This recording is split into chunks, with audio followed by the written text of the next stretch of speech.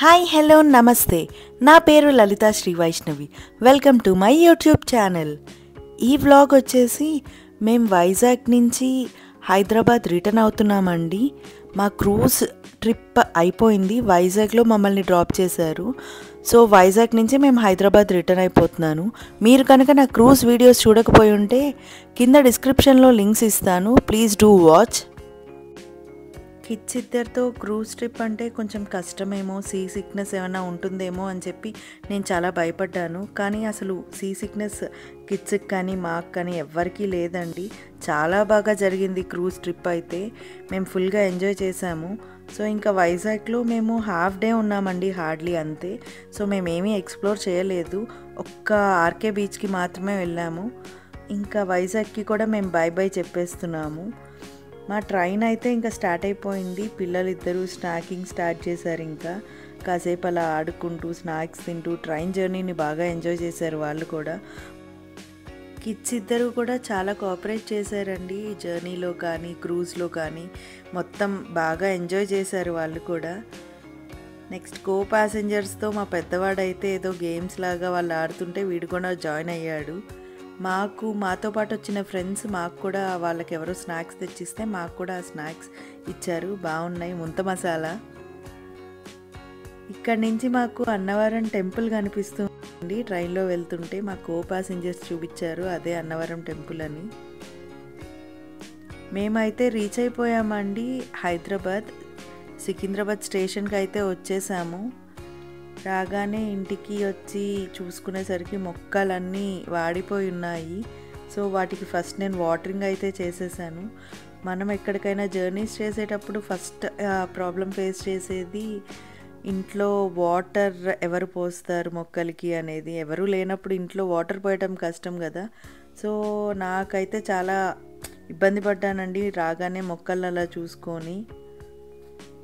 Generally నేను ఎవరో ఒకరికి ఆ రెస్పాన్సిబిలిటీ ఇస్తాను వాటరింగ్ చేయమని, మర్చిపోయాను ఆ రోజు. 7:30కి అయితే మేము వచ్చాము. 8:30 కల్లా మా కిడ్స్ ఇద్దరిని నేను పంపించాలి. పెద్దవాడిని 8:30కి, చిన్నవాడిని 9:30కి. సో 8:30 కల్లా బాక్స్ పెట్టి పంపించడం అనేది నాకు ఇప్పుడు పెద్ద టాస్క్. చాలా హడావిడిగా నేను ఫస్ట్ రైస్ అండ్ పప్పు మాత్రమే చేస్తున్నాను. ఇంకా వేరే ఆప్షన్ కూడా లేదు, టైం కూడా లేదు. ఇంకా టకటక బ్రేక్ఫాస్ట్ అయితే బయట నుంచి వచ్చేటప్పుడే తెచ్చేసుకున్నాము. ఆ ఇడ్లీ పెట్టేశాము కిడ్స్కి. మా వాడు 4 days వెళ్ళలేదు కదా, లీవ్ రికార్డ్ రాస్తున్నాను. వాళ్ళ స్కూల్లో చాలా స్ట్రిక్ట్గా ఉంటారండి స్కూల్ మాత్రం. ఆ టైంకి వెళ్ళాలి. 8:30 అంటే 8:30 కల్లా అక్కడ ఉండిపోవాలి. సో అందుకనే నేను చాలా హడావుడిగా వాడిని రెడీ చేసి వాడికి బాక్స్ పెట్టేసి వాడి పనులన్నీ చూసేసాను. మా పెద్దవాడు వెళ్ళే టైంకి మా చిన్నాయన కూడా లేచేశాడు. సో వీడికైతే ఇంకా అన్నీ రెడీ చేసి బాక్స్ పెట్టి పంపించేస్తున్నాను. వాడైతే స్కూల్కి వెళ్ళిపోతున్నాడు. వాడు ఆల్మోస్ట్ 8:15 కల్లా వెళ్ళిపోతాడు.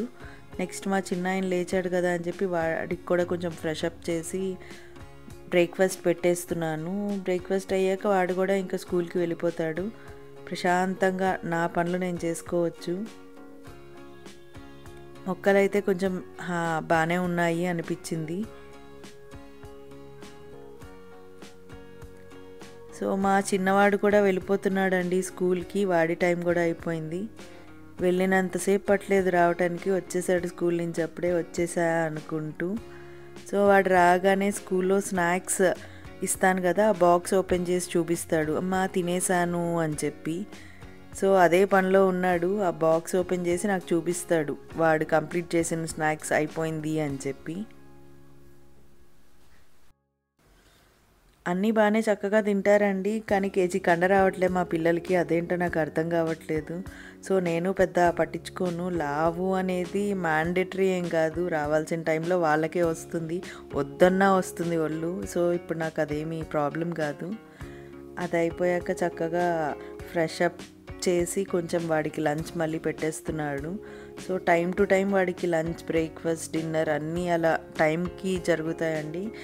నేను కిడ్స్ విషయంలో చాలా కేర్ తీసుకుంటాను. ఆ టైమింగ్ అనేది 12 అంటే 12:30 కల్లా వాళ్ళ లంచ్ అయిపోవాలి అని చెప్పి. సో మా పెద్దవాడిని ఇంకా స్కూల్ నుంచి తీసుకురావడానికి వెళ్ళాను. 4 daysలో వెళ్ళలేదు కదా, పక్కన వాళ్ళ బుక్స్ తెచ్చుకున్నాడు. వాడిని తీసుకొని వచ్చే లోపల మా చిన్నవాడు స్లీప్ వేసాడు. వీడొచ్చే లోపల వాడు చక్కగా స్లీప్ వేస్తాడండి. నేనైతే ఇంకా లేపలేదు, వాడు బాగా అలసిపోయి ఉన్నాడు. వీడు రాగానే ఫ్రెష్ అయిపోతాడు. వీడు వచ్చే లోపలే నేను వాడికి కావాల్సిన స్నాక్స్ కూడా ప్రిపేర్ చేసి ఉంచేస్తాను. స్నాక్స్ తినేస్తాడు. స్నాక్స్ తిన్నాక ఇంకా చదువుకుంటాడు. చదువుకునేటప్పుడు నా హెల్ప్ కావాలి, మిగతావన్నీ వాడి పనులన్నీ వాడే చూసుకుంటాడండి. He's 8 years old. సో వాడి పనులు వాడు కంప్లీట్గా వాడికి అన్నీ నేను నేర్పించేశాను. బేసిక్ చిన్న చిన్నవి, వాడి స్నానం వాడు చేయటం, బట్టలు వాడి డ్రెస్ వాడు తీసుకోవటం, అన్నీ వాడి పనులు వాడే చేసుకుంటాడు. చక్కగా రెడీ అయిపోయి వచ్చేస్తాడు. చదువుకు మాత్రం నా హెల్ప్ అడుగుతాడు, అంటే నేను పక్కన కూర్చుంటాను వాడు చదువుకునేటప్పుడు. చదువు విషయంలో కూడా నేను చాలా స్ట్రిక్ట్గా ఉంటానండి పిల్లలతో. అంటే ఆ టైంకి వాళ్ళకి అది వచ్చేసేయాలి. వాళ్ళ క్లాస్లో ఏం జరుగుతున్నాయి, మనం ఈక్వల్గానే ఉన్నామా, వాడు ఏం ల్యాగ్ లేకుండా ఉన్నాడా అనేది నేను చూసుకుంటాను. ఎప్పుడు మానిటర్ చేస్తూ ఉంటానండి. ఇంకా వాడంతట ఓన్ చదువుకోవటం రాలేదు కదా. సో మా చిన్నవాడైతే ఇలా నా ఒళ్ళో పడుకొని అలా నిద్రపోతూ ఉన్నాడు. ఈ వ్లాగ్ని నేను ఇక్కడితో ఎండ్ చేస్తున్నానండి.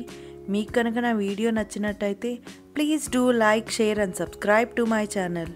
Thank you for watching.